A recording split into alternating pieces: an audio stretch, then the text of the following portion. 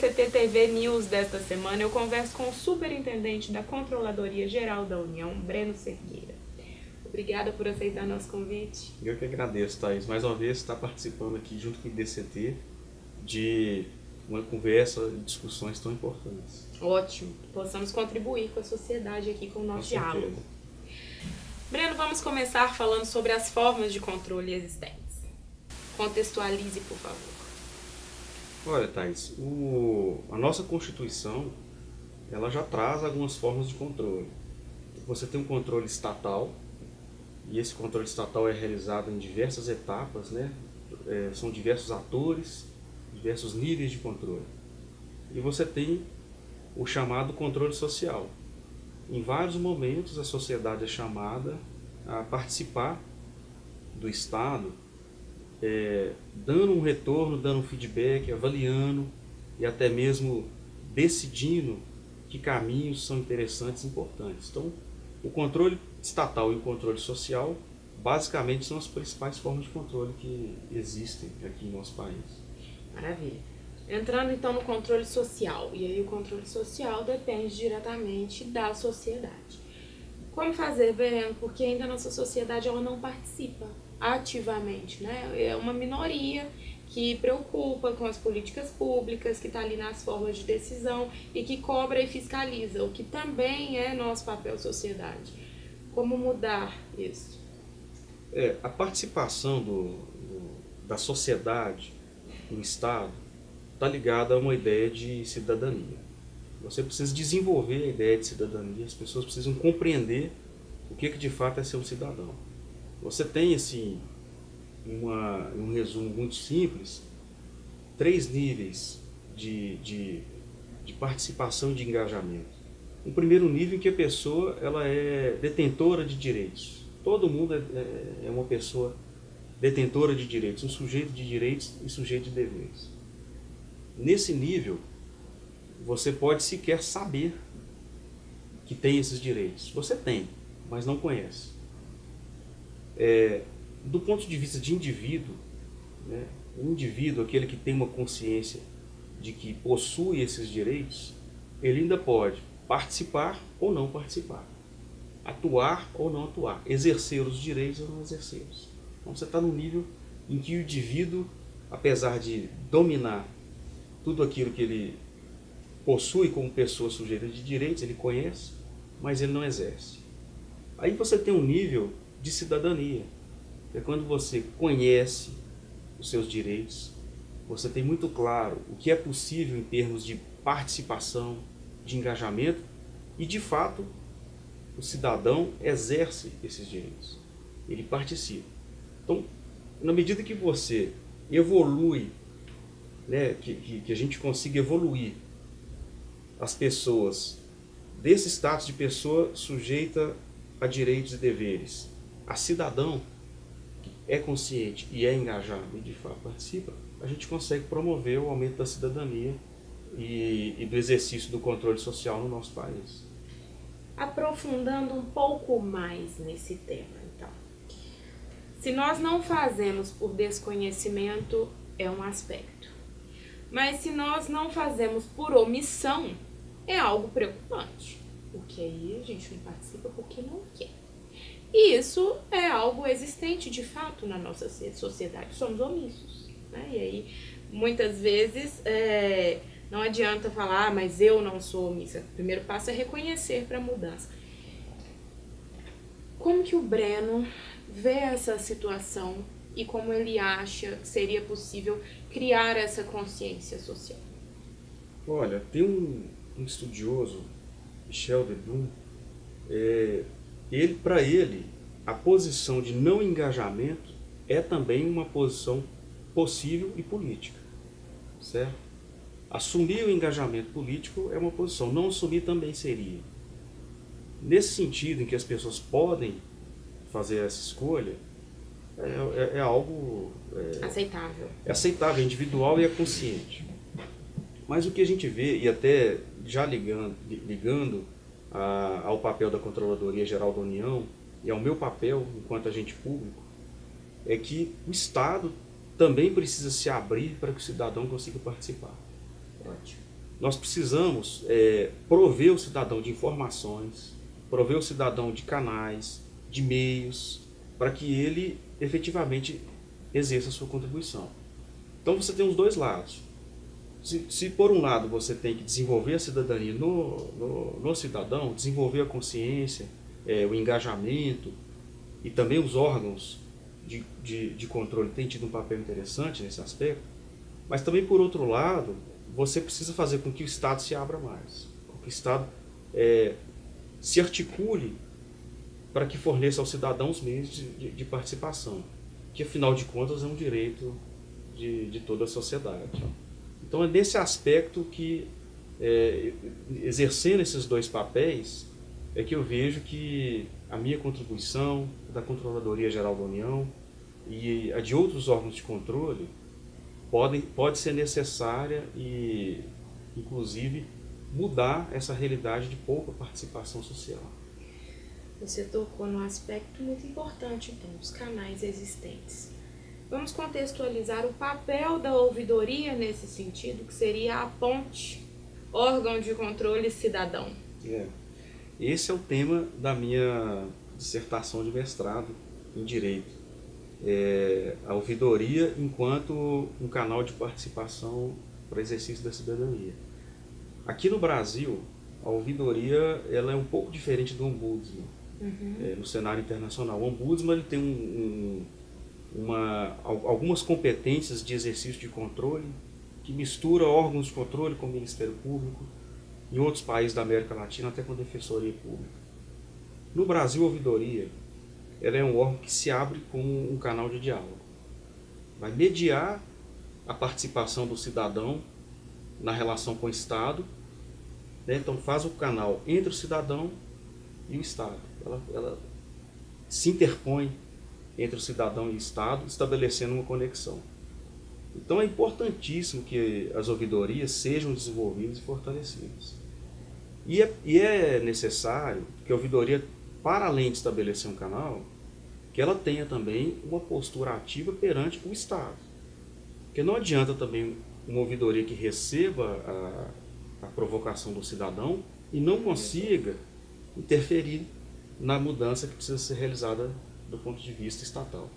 Então a ouvidoria ela tem que ter autonomia, imparcialidade, ela tem que ter competências e estar numa postura tal que consiga interferir na ação estatal para que o Estado se abra então para o cidadão. É extremamente importante o desenvolvimento da ouvidoria.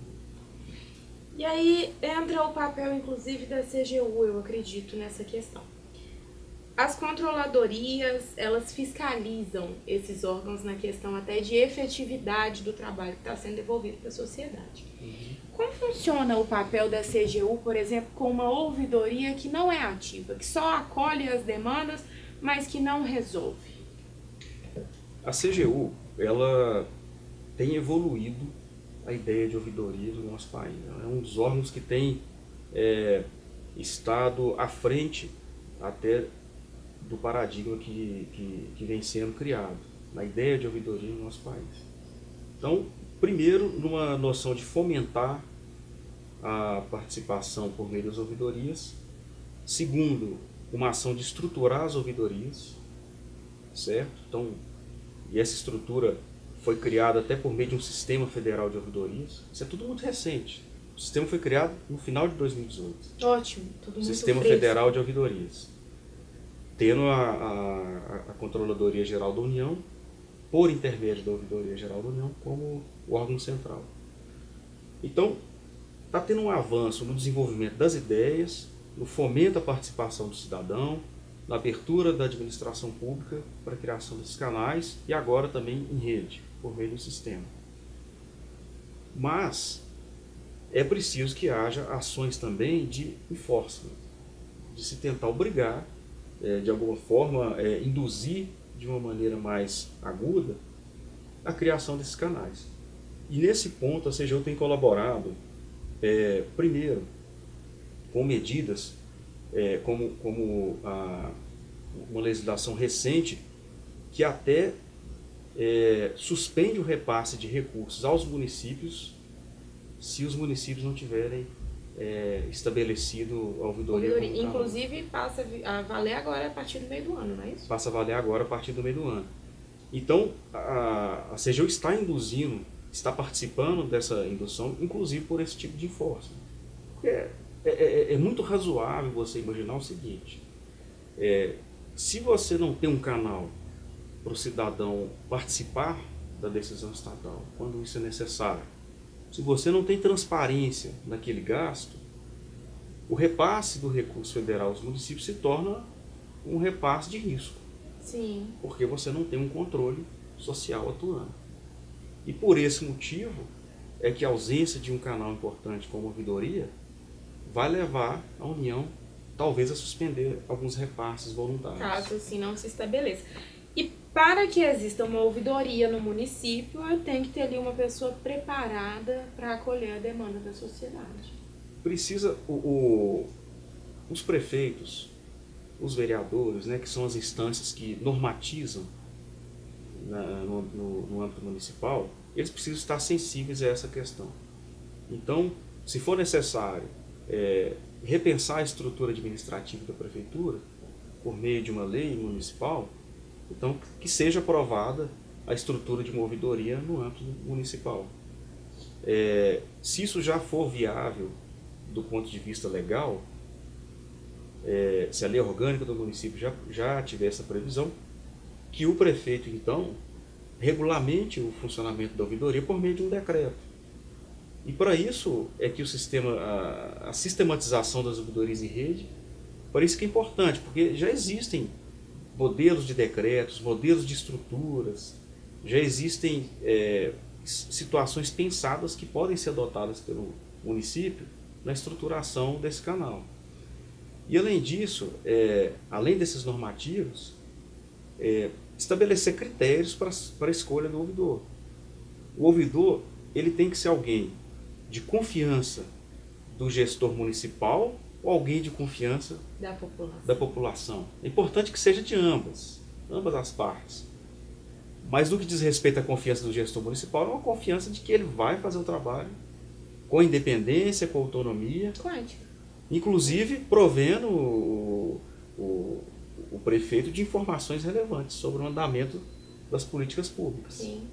Então, é interessante que haja critério nessa seleção, é interessante que haja uma estabilidade para que os ouvidores possam atuar e exercer o seu papel, e isso tem sido garantido em alguns modelos por meio de mandatos. Aqui em Minas Gerais, a gente já teve esse modelo e funcionou bem. Um ouvidor que se inicia nos 2 últimos anos de um mandato e finaliza a sua gestão nos 2 primeiros de outro mandato. Então você garante a continuidade daquele trabalho, independente de qual governo está instalado ali. Então essa seleção, esses critérios e esse ambiente legal para que o ouvidor possa exercer seu papel é muito importante. Ótimo. E aí, Breno, nós entramos no próximo tema, que é compliance, que engloba um pouco de tudo que nós já falamos. Sim. Como é a atividade de compliance nesse âmbito da administração pública, nós já sabemos, fundamental, mas eu gostaria que você aprofundasse um pouco sobre isso. O compliance é uma palavra que está na moda. Todo mundo fala. A gente tem ouvido muito sobre isso, mas não é nada novo. Compliance significa estar de acordo com as normas. Uhum. Isso no âmbito empresarial significa cumprir leis, cumprir procedimentos que são esperados das empresas. No âmbito público, o compliance tem uma acepção mais ligada à integridade pública. A gente tem usado a expressão integridade pública para dizer tudo aquilo que deve funcionar como se espera que funcione, do ponto de vista ético, do ponto de vista legal, do ponto de vista moral, cultural, enfim. A integridade ela abrange esses aspectos. Mas existem já legislações, no âmbito do governo federal, existem normas que estabeleceram o que seria essa ideia de integridade. Para você alcançar a integridade, você precisa se prover dessas estruturas. Eu preciso ter uma ouvidoria para receber as manifestações dos cidadãos, permitir que eles participem da administração pública. Eu preciso ter corregedoria, porque é necessário que o Estado também apure as faltas dos servidores e colaboradores quando isso acontecer. E esse enforcement de apuração ele é importante, porque se houver necessidade de afastamento daquele funcionário, que isso seja então aplicado, é o que se espera. Um outro pilar é uma auditoria. Você precisa ter uma auditoria que faça avaliação dos riscos e que provenha o gestor dessa informação, quais são os riscos para as políticas públicas, onde que eu posso aperfeiçoar para que não aconteça de uma obra não ser acabada, para que realmente eu consiga atingir esses resultados. Então, o pilar auditoria ele favorece esse aspecto e colabora muito com a gestão. Você precisa ter uma instância que pense na questão ética, prevenindo nepotismo, conflito de interesses, que são aspectos que ainda permanecem na nossa administração pública em algum grau, e é extremamente importante, porque o nepotismo, o conflito de interesse, por exemplo, coloca em risco a imparcialidade das ações do governo. Sim. Ou das ações estatais.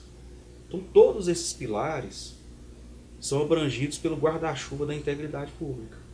Estar de acordo com normas significa implementar todos esses pilares. Tem outros. Eu poderia dizer, com relação às licitações públicas, critérios bem definidos, publicidade. Eu posso dizer também com a transparência das informações. Sim. Você ter o provimento de informações de fácil acesso para o cidadão. E aí, não é colocar os números, né? Às vezes a gente entra em alguns portais da transparência e você vê detalhes, né? E você vê números exatamente que até para nós auditores é difícil entender. Imagina para o cidadão. Vai colocar na linguagem do cidadão que ele precisa saber.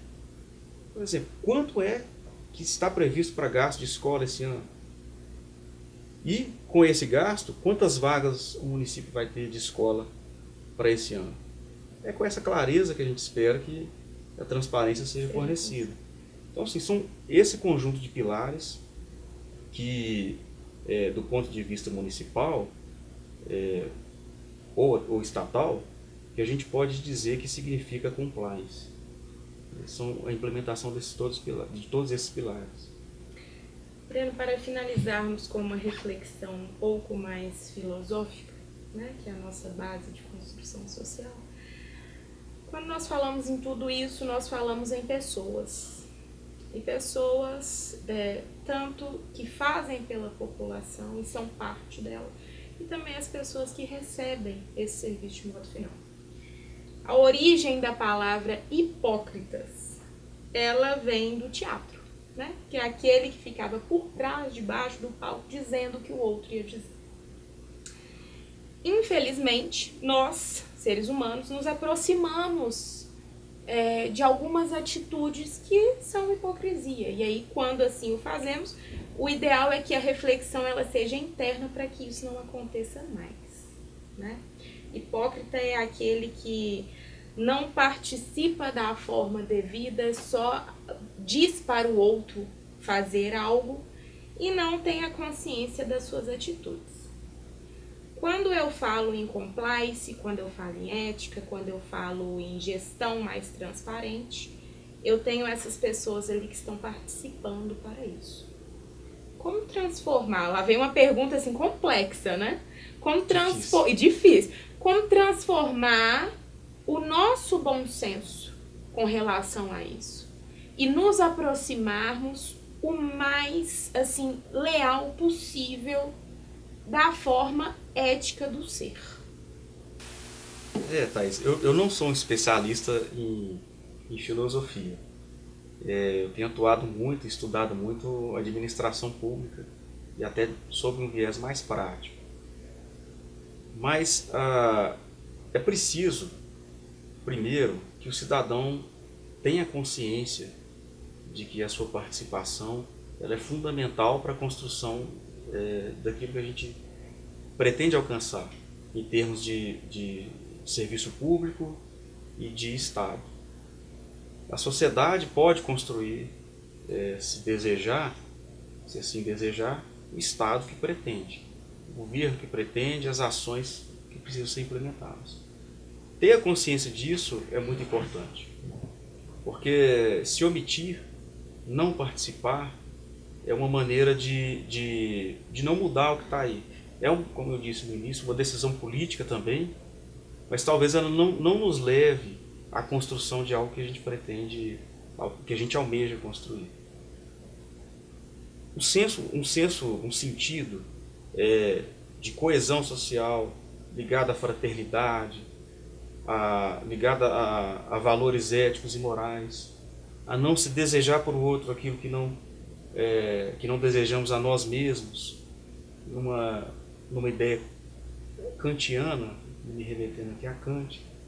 Esses são conceitos que, se o cidadão tiver em mente, ele consegue construir uma sociedade melhor, participando da melhor forma, buscando construir algo diferente, mas esse algo diferente que é o melhor para todos. Então, é preciso sim desenvolver essa mentalidade. É claro que isso não quer dizer que, ao contrário, a nossa sociedade hoje ela é permeada por pessoas completamente hipócritas no sentido que você trouxe, ou até individualistas ao extremo. Não é isso. Eu vejo muita solidariedade. Porque tem também a realidade que a pessoa vive, né? Sim. E o que ela recebe, então isso também O que está no entorno da pessoa talvez já nos traga um pouco essa ideia de solidariedade, de pensar no bem comum. Mas o que eu vejo o desenvolvimento de muitas ações nesse sentido, mas é preciso mais. É preciso que isso permeie também o serviço público, né? Que os agentes públicos se doem à sociedade, naquela ideia de servidor do público, mas que eles se doem com esse propósito de construção de algo melhor e que a sociedade busque isso de uma maneira geral, por meio da sua participação. Maravilha, isso porque não é filósofo, né, Ben? Não é. Ótimo, uma contribuição muito válida para a sociedade. Eu agradeço muito a sua participação. Eu que agradeço, Thaís, mais uma vez estar aqui. É um privilégio atuar em parceria com o IDCT em causas tão nobres no desenvolvimento da nossa administração pública e do Estado. Ótimo, que nós possamos fazer o melhor com o que temos, né? Sim. O IDCT TV de hoje fica por aqui. Dúvidas, sugestões ou a próxima pauta que quer ver aqui no programa, comunicação@idct.org.br. Até semana que vem.